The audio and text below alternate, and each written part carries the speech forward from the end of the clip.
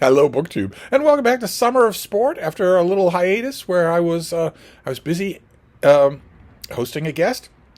Uh, Summer of Sport was created by Mark at Book Time with Elvis to get people to read sports-related titles, and I have been doing that. I've had a lot of good luck. Not so much in 2025. I've had a lot of good luck with Summer of Sport, more than I thought I would. I don't usually read sports books. I didn't until this event. There have been a couple of standout things this summer, a couple of Summer of Sport books that I just loved, and they were, I think, almost without exception, nonfiction. Either current accounts of the state of some sport or histories of some sport. But I read a little fiction last night for Summer of Sport involving boxing, a barbaric sport that just, I don't know why it's continued. I really don't know why it's legal, but it is. If MMA is legal, then boxing is certainly legal. This is by Tyler Young, and it is Men of the Match Book 1. The title is On the Ropes, and it is about a social media influencer named Jesse, who's doing a charity boxing match. But even though it's a charity boxing match, and even though it's his clout that's going to bring people into the audience, he still doesn't want to embarrass himself, so he wants to train for a little bit. And he gets a trainer named Shane, who is rough and gorgeous. Of course, they're both gorgeous, and he's the real deal. Shane is the real deal, and doesn't like the fact that this shallow influencer is swanning into a career and an activity that he takes so seriously in order to, get a few drive-by tips on what to do. So there's a lot of tension at first in the book, and that is well paid off. This was not bad. I did not do double duty for Garbagas. This was not bad. It was nothing to write home about.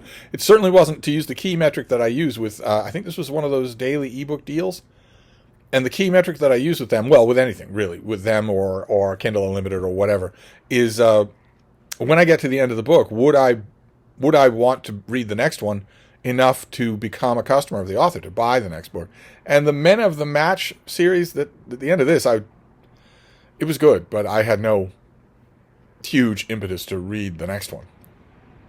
I don't know if that was maybe me getting this at a bad moment, or maybe Tyler Young is at fault. But I mean, I liked it. I just didn't like it enough to continue with the series. And maybe we could exonerate the author and me, and just blame the venue of the book, because the huge booktubers all do this sort of stuff. It is not a fanciful twist of a plot in a novel for a YouTube influencer to do boxing or mixed martial arts. It's insane how they do it. They claim it's for charity. That is, of course, is a lie. Every single one of these huge YouTubers, who have become utterly insane streamer brain nonsense monster creatures, rubbery, Japanese horror movie monster creatures that aren't real anymore at all. They aren't human anymore at all, not in the slightest. They haven't had a human relationship in the last 10 years. They're independently wealthy. They think they're above the law. All of them, as far as I can tell, every single one of them is either a confirmed pedophile or an obvious pedophile waiting for the police to confirm it.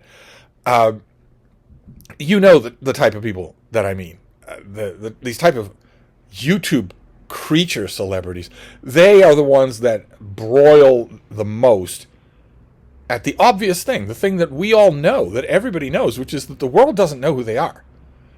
They think, well, I'm a celebrity on YouTube or on Twitch, so when I walk into a room, everybody's going to know who I am, because the celebrities that I'm thinking of are celebrities like Tom Cruise or John Wayne. No, you're not that kind of celebrity, and you never will be, unless you shoot up a school or get sent to prison for 150 years for what. Then you're never going to be that kind of celebrity. And they don't. That bothers them more than it bothers anybody. And they always go from having a channel to having 1 million subscribers to having 10 million subscribers, and then they They market their own soft drink or their own energy drink or their own coffee brand and pour millions into slave labor in China in order to get it produced for them at a penny a bag. They'll chortle about it with each other on their own podcasts, on their own naturally they all have sit back fart sniffing podcasts, and they'll chortle about, hey, I think I use the same company that you do. Company here meaning the front for slave labor in China. Do I care? No. I only care about having a bigger mansion than that one other guy that I'm beefing with. They call government agencies on each other, child welfare services and whatnot. Actual government agencies getting involved. It should be a felony for you to do that, simply because another YouTuber irritates you. They have each other swatted, where they make a serious sounding complaint to a police department that there's something horrible going on in this house. The police show up in tactical gear with automatic rifles. Easily someone could get killed. Easily. They regularly target each other. You know the kind of creature that I'm talking about. They are the top 1% of this platform. And they all, at one point or another, do boxing matches. All, at one point or another, do that. And they're almost all slated as being for charity. They never are. That's the key.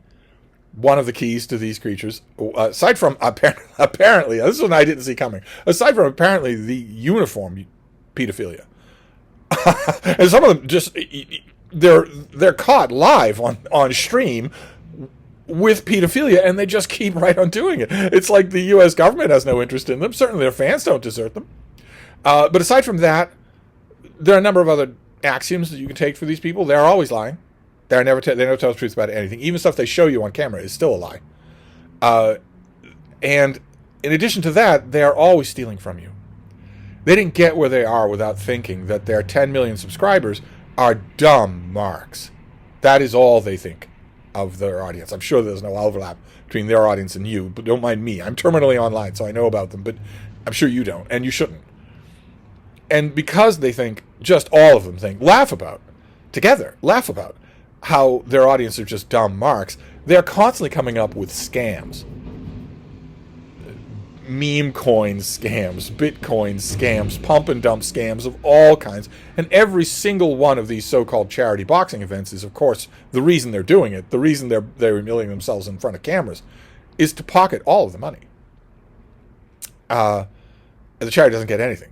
No, these people have never done any charitable giving in their entire lives. They would have to be different kinds of humans to even think about doing that. Nope. And that was in the back of my mind, because that's kind of the setting of this book. So maybe that's why I didn't like On the Ropes. I have no idea. It could be that. But I didn't. So we'll give another try to Garb August tomorrow. Maybe I'll break wide of this margin. Maybe I'll go away from the algorithms. I know I've been saying that. Instead of going away from the algorithms, I went away from Garb August. But now I'm back. So we will see. We'll see what I do next. Thank you, BookTube.